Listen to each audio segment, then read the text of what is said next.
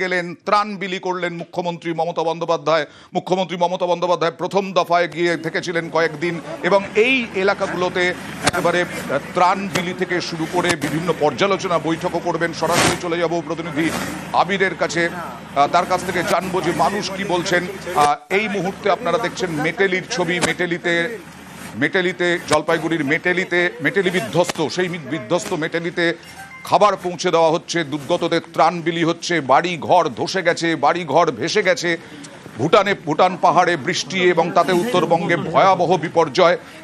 তিনটে জায়গায় গেলেন মুখ্যমন্ত্রী মমতা বন্দ্যোপাধ্যায়। সরাসরি চলে যাব আবিরের কাছে। আবির, কীরকম মানুষ কি বলছেন এবং কতটা ক্ষতিগ্রস্ত কি দেখছেন মুখ্যমন্ত্রী মমতা বন্দ্যোপাধ্যায়? দেখো, এলাকা তো সম্পূর্ণভাবে ক্ষতিগ্রস্ত এবং যে সমস্ত জায়গাতে তিনি গিয়ে পৌঁছতে পেরেছেন সেইখানে দেখতেও পেয়েছেন যে নাগরাকাটার জাতীয় সড়ক থেকে একেবারে 14 কিলোমিটার ভেতরের অংশ পর্যন্ত আজকে তিনি গিয়েছেন এবং দুবার তিনিও তার কনভয়কে তার বদল করতে হয়েছে এবং সেই দুবার কনভয় বদল করতে গিয়েও দেখতে পাওয়া গিয়েছে যে গোটা গ্রাম কার্যত হচ্ছে বিধ্বংসী অবস্থা। সমস্ত চা বাগান, সেখানে চা বাগানগুলোতে ডলোমাইট একদম পাতা নষ্ট করেছে। একের পর এক বাড়ি ভেঙে পড়ে রয়েছে, পাকা বাড়ি তা সম্পূর্ণভাবে ভেঙে পড়ে রয়েছে। কাঁচা বাড়ি তো পাওয়াই যাচ্ছে না, মানে চোখে দেখতে পাওয়া যাচ্ছে না। এবং প্রচুর পশু, গবাদি পশু, সেগুলোর মৃত্যুর ঘটনা পর্যন্ত ঘটেছে। এবং যেটা সব থেকে বেশি দেখার ছিল সেটা হচ্ছে যে ডায়না, কুচি ডায়না, জল ঢাকা, এই সমস্ত যে নদীগুলি রয়েছে সেই সমস্ত নদীগুলোর জলে গোটা এলাকাটা সম্পূর্ণভাবে ভেসে গিয়েছে। আজকে মুখ্যমন্ত্রী তিনি যখন যান সেখানে গিয়ে কতগুলো নির্দেশ যেমন দিয়েছেন, তার পাশাপাশি এদিনকে তার বক্তব্যে আরো একবার উঠে এসছে একটি কথা, যেখানে তিনি উল্লেখ করেছেন যে ইন্দো ভুটান রিভার কমিশন হওয়াটা কতটা জরুরি। তুমি জানো যে সংসদের মধ্যে দাঁড়িয়ে রাজ্যসভাতে প্রশ্নের উত্তরে কেন্দ্রীয় সরকার জানিয়ে দিয়েছিল যে তারা কমিশন তৈরি করবে না, কিন্তু যেখানে ঘটনাটি ঘটেছে সেখান থেকে ভুটানের দূরত্ব খুবই সন্নিকটে, ফলে ভুটান পাহাড়ে নেমে আসা জল যে আকার নেয় এই নদীগুলো দিয়ে বয়ে গিয়ে তাতে আরো বেশি করে সমস্যা তৈরি হয়। সেদিনকে সেই প্রসঙ্গের কথা উল্লেখ করেছেন। তবে কতগুলো বিষয় তিনি সতর্কও করেছেন। এক, স্বাস্থ্য সংক্রান্ত বিষয় যেন কোনো ফাঁকফোকর না থাকে। দুই, ত্রাণ যেমন দেওয়া হচ্ছে সেক্ষেত্রে শিশুদের খাবারে বেবি ফুড যেন যথাযথভাবে দেওয়া হয়। এর সঙ্গে সঙ্গে যাদের সমস্ত নথিপত্র হারিয়েছেন সেই বিকল্প নথির সন্ধান করতে গেলে বিভিন্ন ক্যাম্পগুলোতে তারা গিয়ে যেন নিজেদের নাম নথিবদ্ধ করেন, সেই কথাও আজকে আরো একবার করে স্মরণ করিয়ে দিয়েছেন। ফলে সব মিলিয়ে আজকে মুখ্যমন্ত্রী একেবারে নাগরাকাটা বা ডুয়ার্সের ক্ষতিগ্রস্ত এলাকার একেবারে ভিতরে প্রবেশ করেন এবং প্রশাসন কিভাবে কাজ করবে সেই সংক্রান্ত প্রয়োজনীয় নির্দেশও দেন। বেশ আবির, তুমি যেটা বলছিলে যে ইন্দো ভুটান রিভার কমিশন কেন গড়া হচ্ছে না, এই নিয়ে যেমন তুলোধনা করেছেন কেন্দ্রীয় সরকারকে, তেমনি ভুটানের কাছ থেকে ক্ষতিপূরণ দাবি করেছেন। ভুটানের জলে এত বড় ঘটনা ঘটেছে, আমরা অনেক দিন ধরে বলছি ইন্ডো রিভার ভুটান কমিশন করা উচিত, রিভার কমিশন, এবং যাতে বেঙ্গলকে মেম্বার রাখা উচিত। আমাদের প্রেসারে 16 তারিখে একটা মিটিং হচ্ছে, আমি যতদূর জানি। এই যে ভুটানের জলে এত ক্ষতি হয়েছে, আমরা চাই যে ওরা ক্ষতিপূরণটাও দিক। সবটাই তো আমাদের করতে হয়, ওয়েস্ট বেঙ্গল গভর্নমেন্টকে। না দিল্লি 1 পয়সা দেয়, না কেউ 1 পয়সা দেয়। এই মেটেলির আগে টন্ডু ক্যাম্পে যান, টন্ডুতে ত্রাণ বিলি করেন মুখ্যমন্ত্রী মমতা বন্দ্যোপাধ্যায়। টন্ডু গ্রামের রিলিফ ক্যাম্প, দুর্গতদের ত্রাণ বিলি খোলা হয়েছে, ত্রাণ স্বাস্থ্য শিবির, দুর্গতদের জন্য কমিউনিটি কিচেনও খোলা হয়েছে।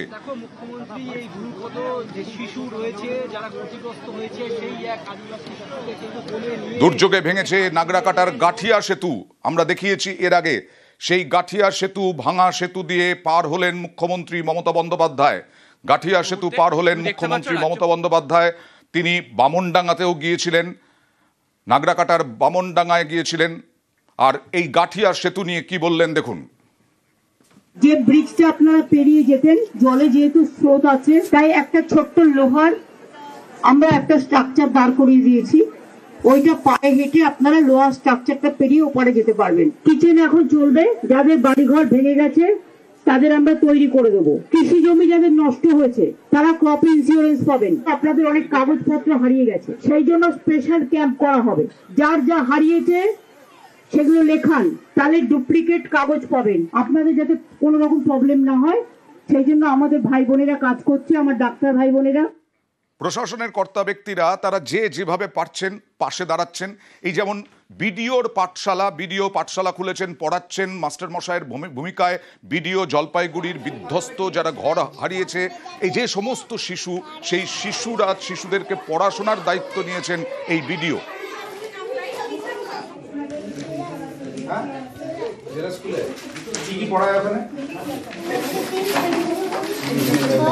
বই, খাতা, ব্যাগ সবই তো ভেসে গেছে, তবুও পড়াশোনা যাতে বন্ধ না হয় সেই জন্য বিডিও মিহির কর্মকার তিনি চেষ্টা করলেন। আইসিডিএস সেন্টারে পড়ুয়াদের ডেকে ক্লাস নিলেন, খাতা পেনও দিলেন।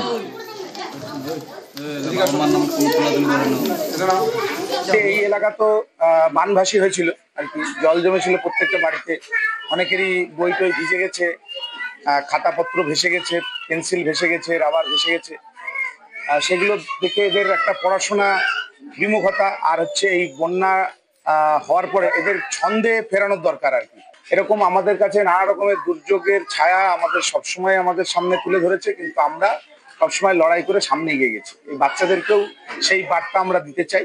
এখানে বাচ্চাদের সঙ্গে বসেছি, অঙ্গনওয়াড়ি সেন্টারে এসেছিলাম ভিজিট করতে, সেখানে বাচ্চাদের সঙ্গে কথা বলছি, বেশ আনন্দিত দেখে আমার নিজের খুব ভালো লাগছে।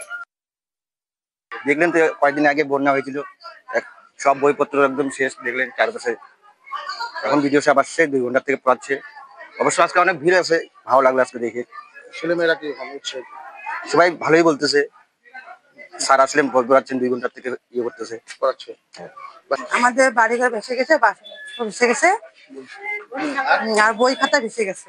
ভিডিও সাহেব নিজে পড়ালেন মাস্টারমশাইয়ের মতন। হ্যাঁ, ভালো লাগছে। বইপত্র তো দেবে বললো। হ্যাঁ, দিলে একটু ভালো হয়, বাচ্চাগুলো বই খাতা হারিয়ে গেছে। আমার বই খাতা হারিয়ে গেছে। আজকে তো মাস্টারমশাই হিসাবে ভিডিও সাহেব পড়ালো, কেমন লাগলো? ভালো লাগে। এখন কি মনে হচ্ছে, এখন থেকে পড়াশোনা এখন থেকে পড়াশোনা রোজ করবা? বইপত্র হারিয়ে গেছে, সেগুলো দিয়ে দিবে বললো ভিডিও সাহেব। তাতে কি কিরকম আনন্দ হচ্ছে? পড়তে ফিরবে আবার, সেটা ভালো লাগছে। আমি আইডি পাচ্ছি, নেট তোলা, কখনকে নিয়ে বড় কেলা খাই দেয়, গান বাজায়, তাই ভালো করছো? সবাই ভালো বলছে? হ্যাঁ, হাতল দিতে ঠিক আছে। কয়েকদিন আগে যে বন্যা হলো আর কি, গোটা গ্রামটাই জলের তলে ছিল। তারপর থেকে আমাদের স্থানীয় প্রশাসন এবং সদর বিডিও মিহির কর্মকার সাহেব যেভাবে উদ্যোগ নিয়েছেন, তাতে আগামীতে বাচ্চা কাচ্চা পড়ার ক্ষেত্রে উৎসাহী পাবে। কারণ এই আইসিডিএস সেন্টারে বিডিও নিজের হাতে ধরে ধরে শেখাচ্ছে। আর স্বাস্থ্য শিবির করে তোলা হয়েছে বিভিন্ন জায়গায়। স্বাস্থ্য শিবির যেমন শালকুমার, আলিপুরদুয়ারের শালকুমারে মেগা স্বাস্থ্য শিবিরের আয়োজন করা হয়েছে। কারণ জল তো নেমেছে, কিন্তু জলবাহিত রোগের প্রকোপ দেখা দিতে পারে এই আশঙ্কা। শালকুমারের মুন্সিপাড়ায় মেগা স্বাস্থ্য শিবির ক্যাম্পে জেলা সদর হাসপাতালের চিকিৎসকরা, হাসপাতালের রোগী কল্যাণ সমিতির উদ্যোগ।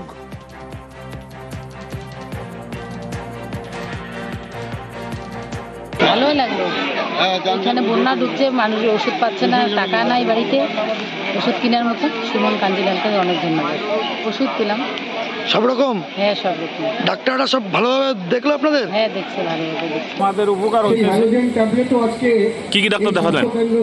আমার সুগারের প্রবলেম। ওষুধ পেয়েছেন সব?